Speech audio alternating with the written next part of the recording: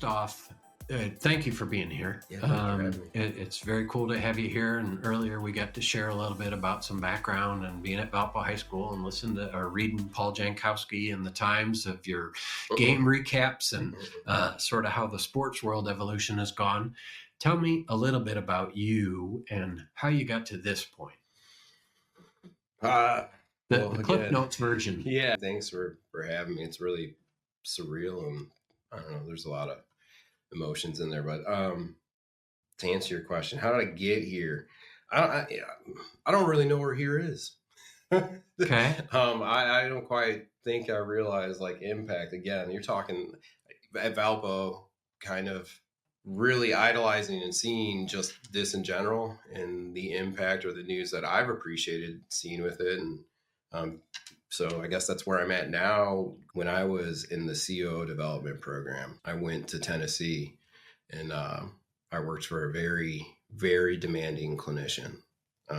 And she oversaw a very extensive system of care. And so that's why they put me there to kind of help her, A, and B, learn in the same way. So that fit for me because it's kind of my modality anyways. I was never the best at anything, but I was usually pretty good at putting 2 or 3 things together and finding a path or a commonality to drive a better outcome or whatever that was. Return of investment. And I'm not talking like monetary. Monetary would be the last thing I'm talking about.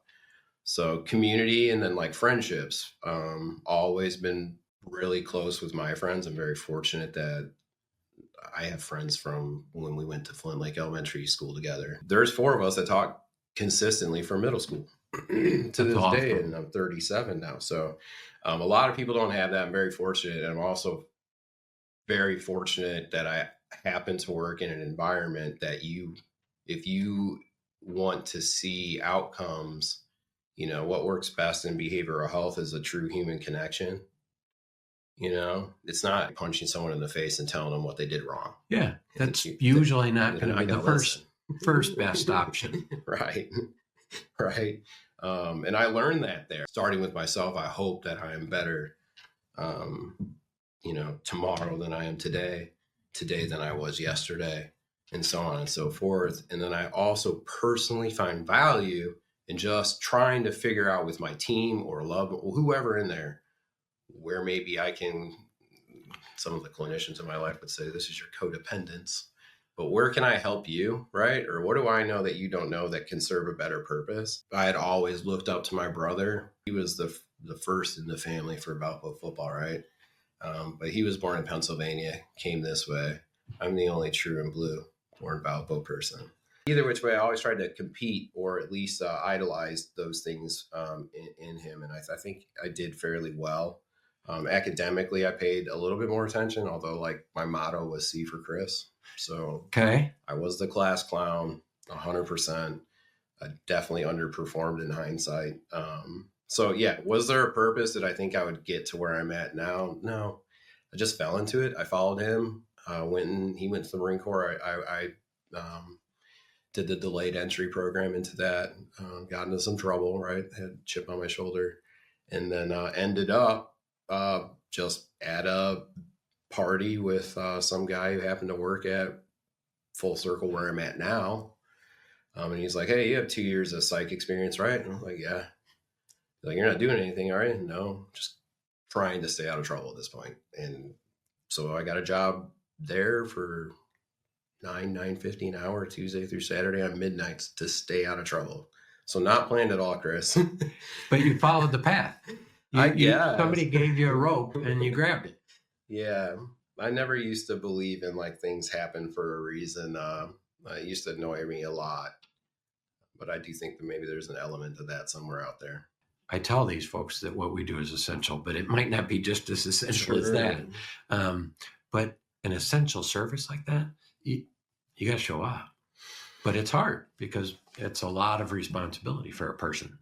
Yeah, and you have to understand who you're showing up for. Yeah. And so I guess that's long and short of what I'm describing. Like you to understand who you're showing up for is a process. And nowadays that happens because of a lot of different things. Like, our average length of stay used to be, 150 days. Now it's down to I'm battling a winning battle currently at 80 something days, but that's not enough time at my level of care to do what needs to be done or what we can do to the degree that we can effectively in impacting and changing. Um, or, changing is a different word too. Rerouting or rethinking, because a lot of my kids don't need changed, just need to rethink some stuff. So in order to understand what they need to rethink effectively, you need to understand family dynamics. You need to and that's the fun part. Tell me about the population that you serve and how do you help them? Currently, we serve child and adolescent suicidal depressed youth. Majority aren't diagnosed borderline personality disorder, but there's definitely tendencies, traits in there, in need. We have 1 male unit and 4 female units. And the female unit, it ranges from 10 to, we're licensed up to 20 in the state of Indiana. In the male unit, we are licensed 6 to 20. When I first started in 2010, we maintained a population 2 pediatric units that were 6 to 10, sometimes 11, 12. And then just over time, no pediatric units and only 1 male unit. That current male unit is 12 to 20. Got it. Usually, every now and again, we'll get 11, but that's our current population and licensure standpoint. So, how do those folks come to find your help? This has been a progression. More recently, 988's been a big initiative, both through UHS and corporate, but also personally through Midwest and our other 5 hospitals within Indiana, leveraging that to get on that suicide hotline. So we push that a lot, right? And so just getting out there, getting in the field. Not from a community standpoint, though. That's why it's a little bit of an interesting question, because I would say a lot of that was state, right, funding, DCS, county, a lot of youth that just were generally displaced, did not have, or were in custody of, is kind of where we started. So that's our footprint. And then somewhere along the line, we started to explore dialectical behavior therapy and market nationally. Right? And our female unit responded really well, in particular, to that modality of treatment as it pertained to self-harming and self-deprecation or whatever in that realm. That's in its infancy. We played with it. It worked, not we, but my predecessors. And it became so successful that our oldest adolescent female unit was just, we couldn't meet the need of not only the community, but now other states started rolling in. So we started contracting a lot of commercial payers. So like an example, like Blue Cross Blue Shield of Illinois, right? Where formerly it would have been Indiana Department of Child Services. Got it. Right. So there's also growth in there because unfortunately there's a rate disparity. So you start seeing a different type of kid too. But our admission criteria keeps us true to dialectics being the modality that is most effective. For a non-practitioner, tell me about dialectics. Yeah. I knew I should have brushed I'll profess ignorance of or a lack of awareness of exactly what that means. I'll give you a skill, for example, turtling, right? Turtling is exactly what it sounds like. A turtle in its natural habitat, when it senses fear or whatever, it will go inside its shell. It's protection, right? So humans do the same. What the shell is or looks like, we can begin to define. But first we have to acknowledge that when you get to a certain point, you are going into a shell, your body, right? And so dialectics is just that Mickey Mouse ball, breaking it down in a skill form, right? So it's more palatable or relatable for our kids, and then you can begin to apply it. So it also breaks it down piece by piece, right? So I just took a turtle for you. right? And made it relevant. Right. And I got a turtle in my basement, so I'm going to go in and try to give him some counseling tonight about don't get so freaked out when I come downstairs. And Chris, usually that's where my kids would like to leave it when we challenge them. Like, hey, what skill did you use? Oh, I turtled. So you just went into your shell, but can you tell me what your shell is? Yeah. Better yet, can you tell me what made you go into that shell? And then now you got to come out of that shell. And we're going to have to go through how next time when the same thing happens, maybe we don't go in the shell, or we go a little slower, or whatever is the or we problem. just take a time out in the shell. Correct. And we know when we come back out. Which is a different skill. Moment to pause. Yeah. So, yeah. After this, I think I'm going to schedule quite a bit of therapy. So I'm going to need some personal help with yours.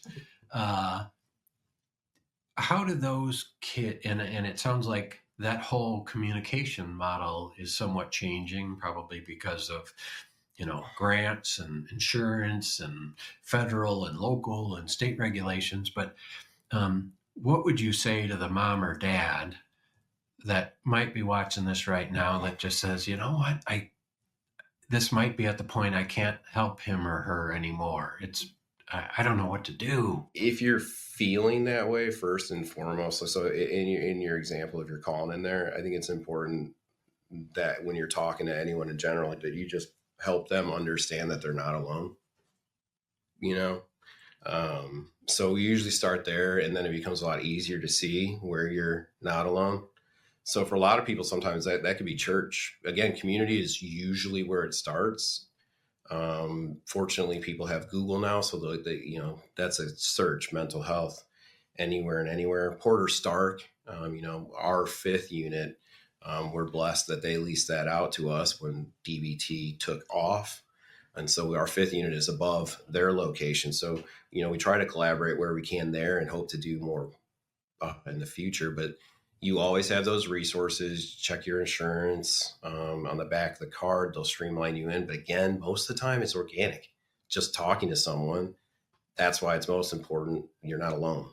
And sometimes these parents, when they call in for an inquiry, just knowing that you say, oh my gosh, oh yeah, no, we're familiar with that. We've seen that. Or, oh, okay, did they do this? And it's like, how did you know?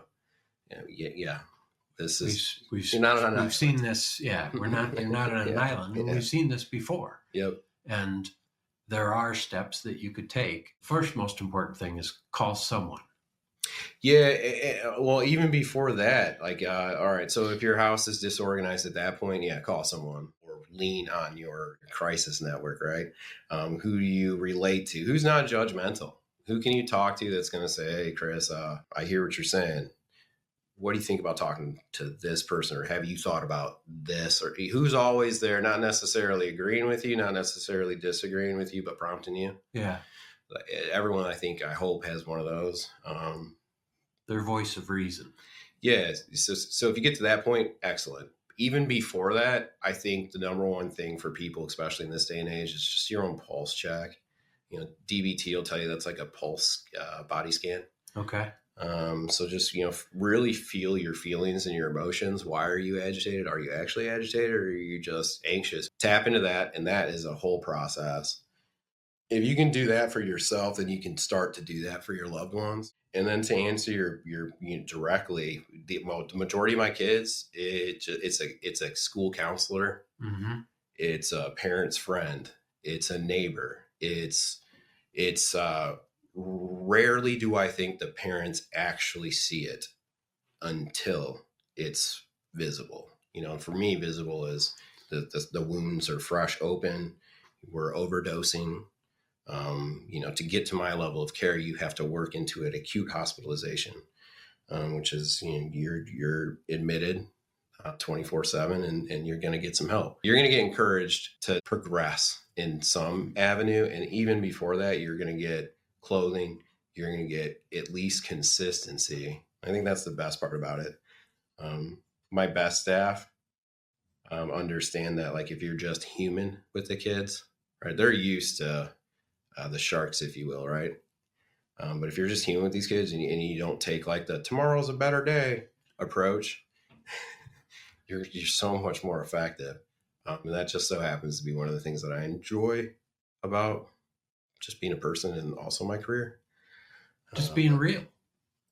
Yeah. So even if people don't like you when you're real, you're like, well, they got a real understanding. I used to look at it and say, well, if you've gotten to know me and you don't like me, well, that sounds like a very educated decision. If you haven't gotten to know me and you don't like me, that seems like a poorly educated decision. All I would encourage you is to make a educated decision. Yeah. And you might actually like me in the process. And if you don't, well, God love you. You gave it your best shot. Yeah, exactly. And so like if you're a parent and it's your kids, right? Don't make them play your game. Don't make them speak your language, right? And if you are, that's your avenue and it's for a specific reason, right? It's consistent. It's not sporadic.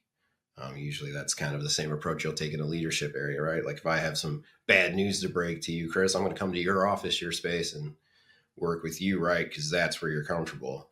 Now, if we got to coach something through or maybe review something that wasn't where we wanted it to be, you're probably coming to my office. Yeah. Or I might be going to yours. Depends on how we want to treat that situation. I think that's, parenting aside, if you look at your relationships or your parenting or your social dynamics, those of us who do that better are usually friends. Mm-hmm. And those of us who don't aren't. And that's not different from you and your kid or you and your loved one. If you talk to them, at a minimum, find the commonality and then tease out, do a pulse check. A lot of times, if I could have gotten to a kid in my setting 2 years earlier, everyone can always play that role, but it's relevant in mine, especially in nowadays. And also to your point, how do you get to my building? There's not a straight answer. And that is really weird because if you have a heart attack right now, there's a pretty straight answer on what's going to happen, right? And everyone knows what it is. Yeah. They're going to pick you up in an ambulance and they're going to take you to the nearest before hospital. That, AED, it's not whether or not you have a problem. We can talk about social dynamics, norms, whatever. I'm concerned as a human being that you got your Xanax on the table. Yeah. Unless it just happened to come out of your pocket. In which case, good on you for medication management. And if you want to talk about something, let's do it. Because hopefully at some point you don't need to rely on that. And if you do need to rely on it, cool. That's fine too. Yeah. Let's talk about what we got to do to get through that. And you're also concerned at a much more pressing level of, I'm talking about somebody that's going to harm themselves. And I need to ensure I prevent that. And then that potential could come back forever unless we give that person the tools with which to de-escalate things. Yeah. And it's never it's in the same bucket with alcoholism or any disease really. It's not something that you can just wake up and man, if it were that easy. It's not something any pill is ever going to fix. Mm-hmm. My whole goal is just to collaborate, expand out, and create a continuum. So everything we're talking about right now is you walking in someone else's shoes, more or less, right? You got to put yourself in someone else's perspective and or jump in with them to really get some outcomes. And then also it's important along the way to, not cave. You got to have some core commonalities, values, and concepts that everyone agrees upon. Tell me a positive story or two, and I know you can't discuss individual situations, but tell me what experience you have had by providing the service you are, providing the facilities you are, and providing the anchor that you do. Tell me about how you impact people. At my level of care, it's not to be like morbid, but it's for the longest time, because of just how mental health is, the only outcomes we would really hear were the really negative ones. And what was that? Well, that would be what was covered in the news, locally, or even, sometimes in Chicago or nationally. And it might have been someone that we were familiar with. And that was hard, right? And that's the unrewarding part of the job. So we really relied on the patients to call back and tell us. And through that, a lot of success stories. We've had quite a few of them. There was a female patient in particular, a resident of ours, and she had such an aversion, a fear of just driving. That was her biggest thing. Obviously, there's some other stuff going on there too. But her ultimate goal, like her end all, be all, master treatment goal, was to be able to get into that car and drive it, right? And I think at the time she's either 16 or 17. And so through her stay, we were able to get her in the process, driver's license. And that was like the big, I would say tertiary goal, right? Because that's not, the issue wasn't she wouldn't drive her car. Yeah. Right? The issue is why she wouldn't drive her car. Yeah. So this beautiful young lady actually had a YouTube channel, Full Circle, when she left, and would go and speak about how the application or listening to the skills, like coming out of shell, doing, confronting some of those things that are a little bit scary and uncomfortable, can be rewarding, and pay dividends. And so she was one. She was paying it forward. Yeah. And that was really personally unique because I wasn't, at the time, I was at a much lower level of direct care staff. And she was on our offsite 5th unit. But I, in the communication, knew enough about who would be going and doing what therapeutically, depending on their progress on the weekends for visitations or passes or whatever. And it was really awesome to watch all right, go to the gas station first, and you're not going to do anything. You're just going to take this $5, go pay that person. Yeah. That was like 2 passes for that girl, right? Just to get out of the car to walk into Family Express and hand them a $5 bill because of the social anxiety or just, the fear of for her. And then to come back and watch her not only have a YouTube channel, but seek us out and then tell her story to some of the other girls that were new patients. That's kind of what it's about. Yeah. She could say, been there, done that. Like, Yeah. I felt that. I know where you're at. We've had a lot of those. So we've had, fortunately, quite a few going to the armed services. And these are kiddos that, the hardest part with one of the hardest things every now and again is you'll get a certain portion of our kids that it is so stigmatized that to be on Xanax or that pill, what we talked about earlier, that's terrifying. But that, and then that also means that that's me. In their mind, that defines them. I am that. I will always need that. I am abnormal. And then what you and I are discussing is everyone's abnormal. It's just whether or not we realize it and where we fit. Right. And it's definitely not a question of if. It absolutely is. Yeah. And then you quickly realize, well, if everybody's abnormal, it just means there isn't a normal. Correct. And you are what you are. You've been made in that form with all the idiosyncrasies you have. And the best way to help that is embrace it and then say, so what do I need alongside me? I'm pretty disorganized. I'm very ADD-like, so I'm going 1,000,000 miles a minute, 1,000 miles an hour. Same. I think that's redundant, but the point being, I need structure. I need discipline. Yeah. I need somebody to keep me on track. Does that make me a bad person? No, it just makes me a little erratic, but with a good, solid person that can be my foundation and my structure, God, we could just be awesome together. Yeah, and we always preach that, right? Like, you don't have to be perfect because no one's perfect. Nobody is. And then just recently it seems that you don't have to be, but in certain times you have to be. It's just subjective when that happens. And that's not a fair game, and unfortunately our kids just get caught up in that across all venues, fields, community, state, national. And then they get lost in it. And then we as adults now, we kind of forget too. We don't realize, so we try and talk to them about rational things, but at that point in time, it's very irrational for them and it's very dim. I mean, just think about you and I, we're adults, but if we look at the things outside of our control, what do I have control of 100%? Because that's what's going to get me through this day. So prioritizing that too gets me through. And I think that is the key with our kiddos. And it's also the most beautiful thing, because at the end of the day, there's just kind of, I don't want to say lost, not all who wander are lost, if you will. You just got to find them a path and a direction or a passion. And most of our kids, that's the best part, or what I find is the best part. It doesn't have to be nasty working for a corporation. Actually, that's beautiful for me because it gives me a ton of resources. And so now I can go have equine therapy, right? A lot of my kids like horses. Cool. Now I can afford to bring in, the lady down the street who's got a goat farm and wants to come and also give back to the community.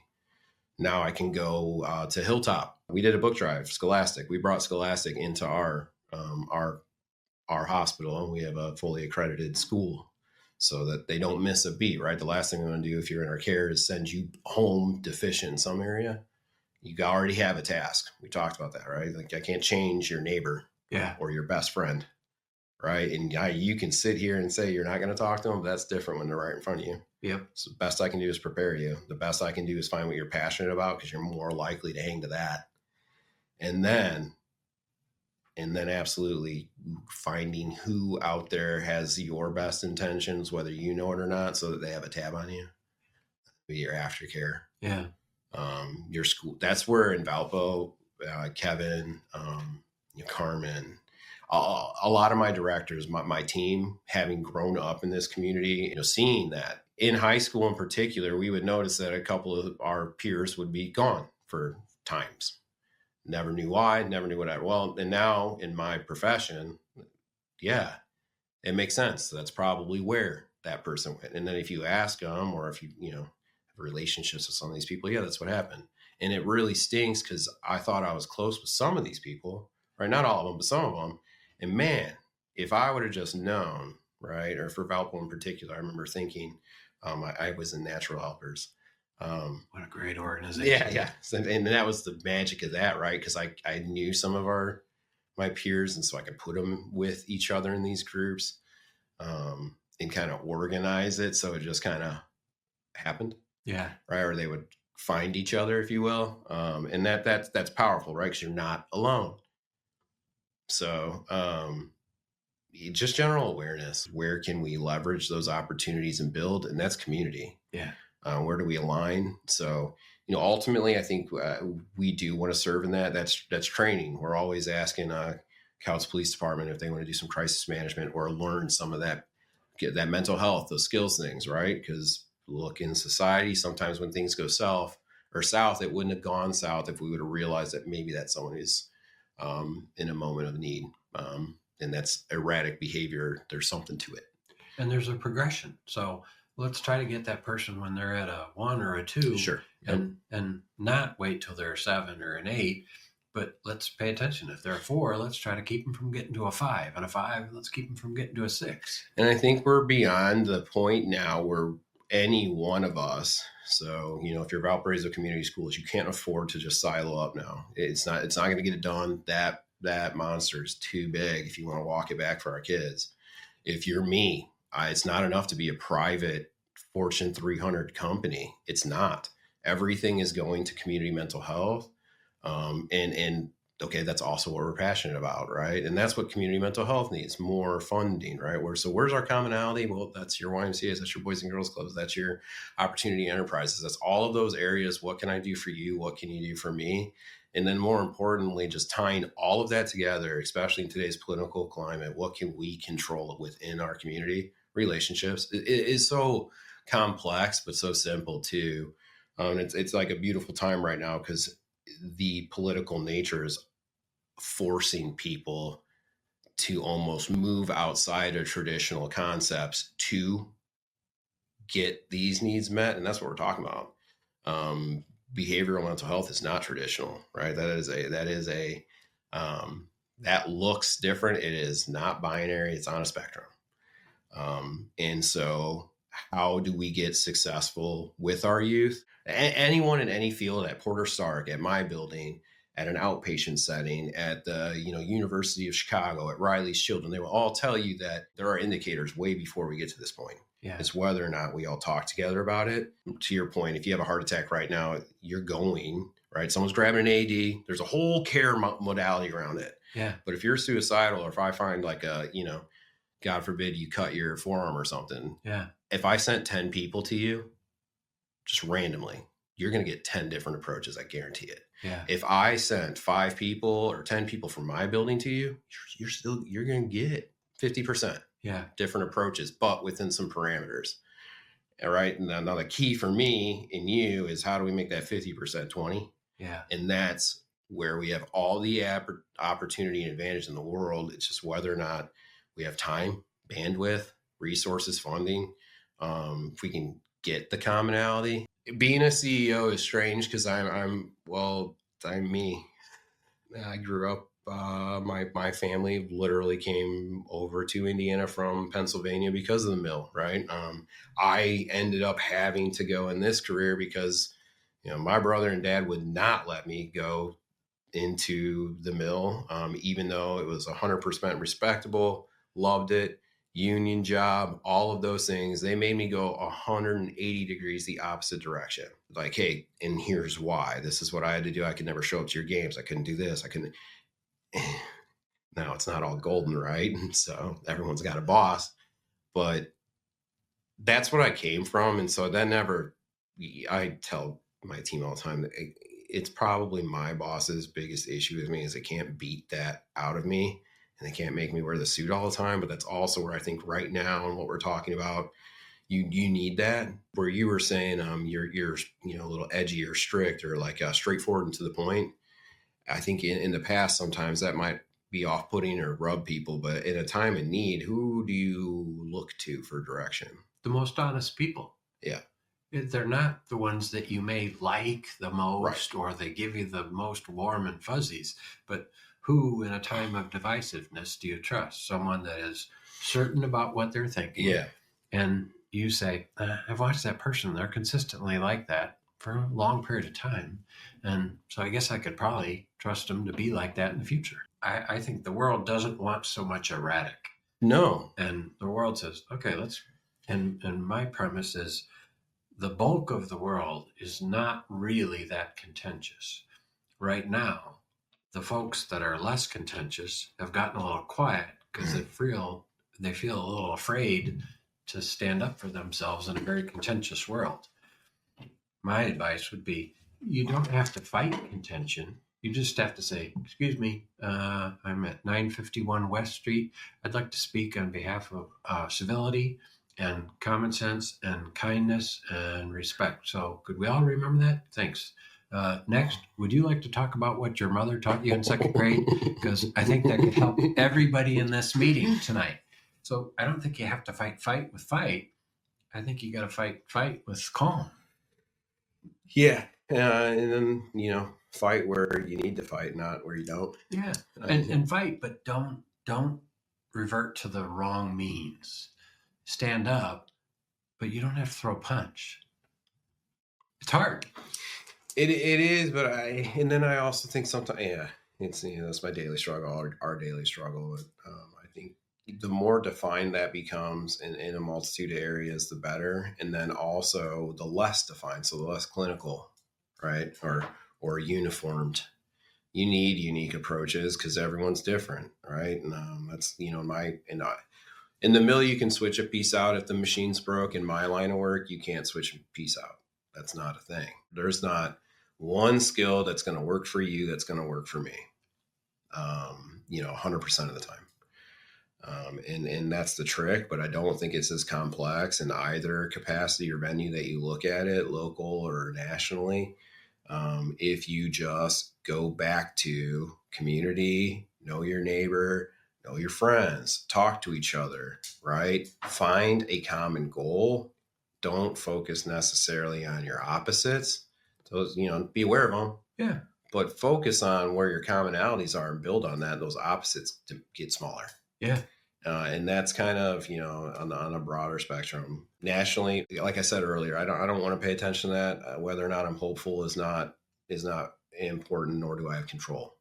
But what I do have control of is here and now, like where we're at, talking to you. I can get some outreach out there. I can, it's the caseworkers, it's the counselors, it's honestly, it's the teachers. And here's the most beautiful part. In all of those professions, they're all overworked, underpaid, undervalued. And I guess I'm a little bit more optimistic that now in today's environment, it's such not only just a need, but now it's like a forced issue, right? Like, cause the humanity, everyone's starting to wake up to the humanity and the community component because it's screaming. We've picked up on it. We being, Chris, community mental health or mental health 15 years ago. Like this has been coming. It's just hitting the head. And it's unfortunate that systematically those things aren't in place. And it's unfortunate that on my end, we hid because of stigma. maybe in the school capacities end, we just didn't know. We didn't talk about it. As a student, I don't know from administrative capacity, but if we talk about like here and now, what we do and where positions of powers are, that's why I'm optimistic. Because I got people at Hilltop. Cool. Whatever I got to do, whatever we have to organize to try and donate, what time, what training, perfect. EMS in general, police force, all day, every day. What can my people learn from you? What can your people learn from me? That's what everyone needs across the board, especially in any community capacity, in a new setting, and especially for me, my team, and then what I've always known Valparaiso to be progressive on is we do care for our kids. We just sometimes miss what that looks like because it's our interpretation of that, not necessarily taking into consideration maybe the true indicators of their, you know, perspective and what is being met or not.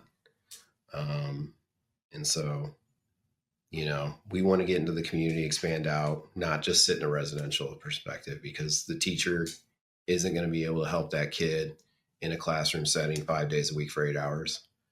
The Chris's or the direct care staff, the mental health techs, they're not going to be able to help that kid for any number of days, 30, 60, 90, 7, you name your setting of care. They're not going to be able to help them unless there's more awareness, more understanding. And then modalities, defined avenues, or at least more defined. That comes with awareness. To your point, if you have a heart attack, I know I got to grab an AED or do something. Right? Yeah. CPR, if you're choking, we know. If you see a homeless person on the side of the road ramming their head in the wall, what does everyone do? Pulls their phones out and videotapes it. It's even worse. It's almost degraded. It's dehumanizing. And I think, fortunately for us, that's coming at such a point for a multitude of reasons that, well, I'll run into Jim McCall at Brewfest and say, hey, sooner or later, I'm going to come talk to you about strengthening that mental health relationship, because they can talk to your counselor, caseworker, right? The kid will be comfortable, stay what's normally there. And, oh, by the way, if it's a little outside of your realm, let's go ask this person, because this is a little complicated. And then that person can help you, parent, school, child, find where they need to do, right? And kind of just like piece it out, triage, go where you got to go there. So ultimately, that's kind of where we want to go and expand out. No one sector or section can do it. There's medication sometimes that's necessary. There's consistency is the number one thing. So it's imperative that where do our kids spend the majority of their time? School system, right? So it's imperative that we get in there and like, all right, here's our perspective and what works. Here's your perspective and what works. Where can we get better? And then what do we got to do in the middle? Because it's not really that complex. And it's not that we can't or don't do it in some areas. It's just whether or not we've built those relationships and formed, I guess, a pipeline or an avenue. And that's what I'm excited about. Valpo Chamber is one thing with a multitude of organizations. Like, how small and tight knit can we get some of these things? And that's what I'm excited about with my team in this community. Well, and the good with the bad is there's more of an issue than there's ever been before. Mm. The good is there's also more discussion with it than there's ever been before. And ultimately, discussion leads to coordination, leads to communication, and ideally, you're given a group of people an anchor that they absolutely need. Yeah, I think my concern in that, and I'm learning every day, but I just came back from that conference. One of the things that author pointed out in Generations was, I'll just ask you, for youth, suicidal and depressed, if you have any pulse on that, when would you say that started to really rear its head? I would say in a media sense, and that's probably how I judge things, is because that's when you would hear it outside of your own circles or via the group you would hear.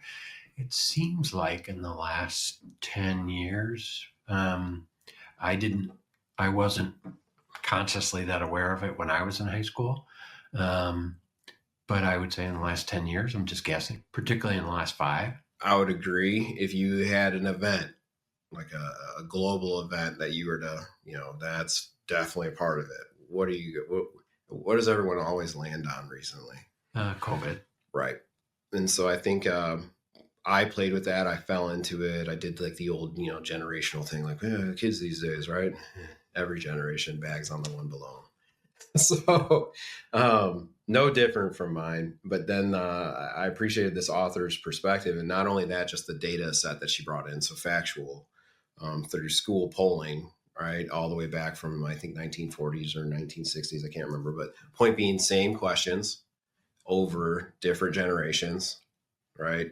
With different political things or different ideologies, whatever, right? Approaches in parenting. Mm-hmm.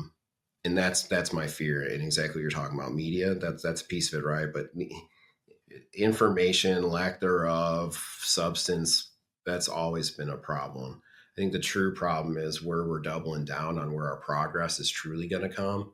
And that's not from, there's some cool things in the AI area, as I say this. Yeah. But currently, as it stands, it is not going to be sending your kid to some virtual online therapy app or worse off, Facebook. So throw them in their bedroom, watch TV, go to Facebook, or IG, whatever the case may be. But it's engagement. It's not that hard. The technology piece is where I think we're going to get lost in some of it, or I'm fearful of, right? We think that's a good out, right? And I think what kids, so back full circle, backing up, not losing you, rabbit hole, COVID, right? We all look at that as like, man, this is when people got super, super isolated. They were alone. Maybe if you were an adult, maybe you're drinking some chocolate milkshakes too much every night, right? You didn't have to go to work. So button shirt, maybe we're wearing some boxers. I don't know what's going on in the Zoom. It's a wild world during COVID, right? That's part of the crazy now, right? Well, data sets will tell you, at least for kids and individuals, it really started at decline onset of actual social media availability personally on your cell phone at all times. That's when our kids really started to be impacted. That makes sense to you, right? You're like, yes, of course. Yeah. Because we're always talking about body image. We're always talking about peer pressure. We're always talking about, and then we hand you a live format for it, where you could just constantly be evaluated and evaluate others. And worse yet, it's even convenient now. So now we've tied that into, you want to get your test done? You got to go on that. And please don't pop over to the Facebook app that happens to be right next to it. Yeah. You're asking us to do a whole lot for our kids. And what's worse off is we don't have parameters in play, and it is really subjective. And some of that is 100% necessary and good. And some of that also needs, reworked. The seatbelts weren't always in cars. Yeah. Right. And that's the same way I think in some lights that technology needs to be handled with kids and not kids. Don't get me wrong. It's the parents. You cannot substitute out, or not parents, just relationships in general. You cannot substitute out your relationships with technology. No. Yeah. No, it can substitute like some games, right? So like for me, Nintendo 64. Just as a disclosure, for me, it was Pong. Yeah. That's all right. That's probably I'm a little bit older. The Atari. The Atari 2600. I dabbled. So it's interesting, but I don't think it's as gloom as it needs to be. I think there's some things that just we have well within our control just by being who we are as humans, talking to each other, finding commonalities. I just so happen to think that we're very fortunate that this community is, does Valpo always have its hot topic issues? And at the end of the day, I do feel like we land in a relatively good spot, all things considering. And then this community is always hungry for that kind of advancement, right? Or at least I believe that. And it's just a good reminder that at the end of the day, you got to look at each other. You got to shake somebody's hand. You got to communicate. You got to sit by him. You got to listen. You got to, and the easiest thing in the world is to get on your keyboard and just crush somebody and have this, oh my God, it's just like I was on Missile Command and I killed everybody. Well, that's a good no, game. That's not exactly what you're supposed to be doing in communication. That's nice when you got a little shoot up game. Yeah. But actually, when you're talking about how the school should be handled or what should get developed in the city, you might not want to play Missile Command. Like you might actually want to play human communication. Yeah, but I'm fortunate that I just kind of one led to the other, and what makes me good. I like to believe that where I'm good at one makes me better at the other, and vice versa. And just those team and talking to people and having an ability to kind of relate. Or I drive my friends, my family, my wife nuts. I'll walk into a gas station and she's like, "I can't go in there with you. You know someone everywhere." I'm just fortunate now that works in my advantage. Like we can put some things together, and career wise, um, again, I'm not the smartest person. C for Chris. I think half the teachers that we mentioned would just be like, "Holy smokes, you made it." Yeah, I was surprised you didn't end up in a band. Saying I would have bet on that, but right. I'm glad you did. And then in their defense, I've actually talked to some of them about it, and they're like, "We always knew you were cool." So I don't know. Life's funny. I do think perspective is 100% what's good and bad nowadays, and whether or not we're using perspective appropriately and for good, and or if we're appropriately describing and accounting for perspectives, right? And then all of that can be solved in community. If you go to church, most people, that's where they find some of that, right? Or if you go to the library, you'll get that. Some of us go to the local hole in the wall. At the end of the day, I think what's beautiful about my upbringing and also my career is it doesn't really matter who you are or what, walk of life, what you did, whatever in that. You can find the commonality and build off of it. And then, I think that's, interestingly enough, one of the things that I more recently with my team proud of is the Patriot Support Affiliation, having a very strong veteran, family background, and being able to do that through quality metrics in serving, or putting things in play and practice that have benefited our kids. My parent company will say, "Hey, yeah, we're going to give you guys the autonomy. We're going to trust you with this responsibility to care for this population." So, my team recently, in the past 2 years, has done great work there. We've went from 2 or 3 kids in military families, displaced, you name it, all around the nation, kicked, flown in, and we were fortunate enough to care for them and send them back home, and have been largely successful. And we're up to like 17 on average now because of that quality of care. And like my Dr. Jarvis, he actually went to boot camp in a weird world, right? And that's the beautiful thing about mental health too, is again connection. So community, you're going to get your leverage, you'll find your pulse, your need, your compassion, your empathy, your purpose, your why, and you'll also find your solutions. If you really pay attention, you'll find your baseline grounding, what's real, what's chaos, noise. Yeah. Right. And you ultimately distill all through all of that, and then find a way to help. Well, thanks for sharing. Obviously, I can already see why you do what you do, and maybe you think, "Oh, I wasn't really destined to do what I need to do," but just as a karma judge, you are destined to what you need to do. And maybe those folks back at Valpo High School actually knew, or they had an inkling of where you're going to go. But it seems like your innate strength is understanding humans and just relating to humans. And you're in a field where it's absolutely essential you know how to relate to humans. I appreciate that. So it's good. We all end up, I started my life in the financial markets, dealing with a bunch of vultures every day with Bloomberg and Dow Jones news. And now I report from the Boys and Girls Club and high school basketball. So right. You never know where you're going to end up, but you follow the path and it takes you to the right place. Yeah, I'd be happy being a door greeter, I think. Yeah, all the same. But I appreciate that. That's very kind. I don't know that I quite feel that well, but I guess I usually have a pretty good sense of somebody's heart, and your heart definitely seems to be in what you're doing.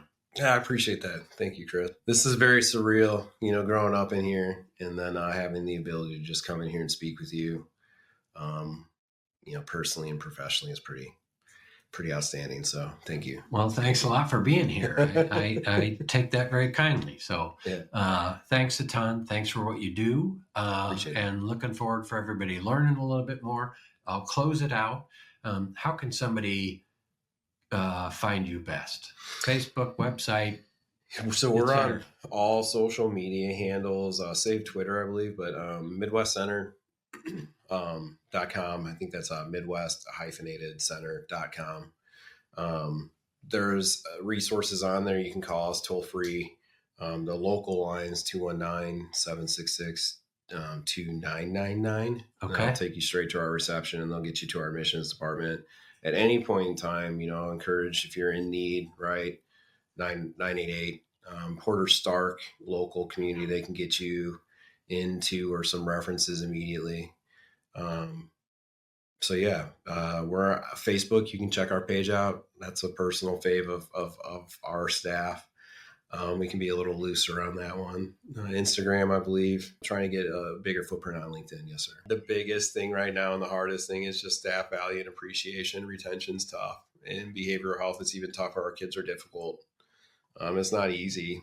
This, for me, has always been a goal in my team personally, because this is how I can get them some validation, some credit. It's a hard job. Yeah. I cannot be successful without my direct care staff, and they are underpaid, undervalued. You can't say enough about them. They're the equivalent to your teachers, but even not as talked about. This gives me an opportunity to hopefully make it easier for them to tell their family members what they do too. Mm-hmm. And why it matters. That ultimately, in some weird Chris world, makes it easier to help any kid in any setting get help that they need. This is just awareness. That's the bottom line. Yeah. Well, thanks a lot for being here today. Thanks for sharing your story. Thanks, Chris. Appreciate it very much. Thank you.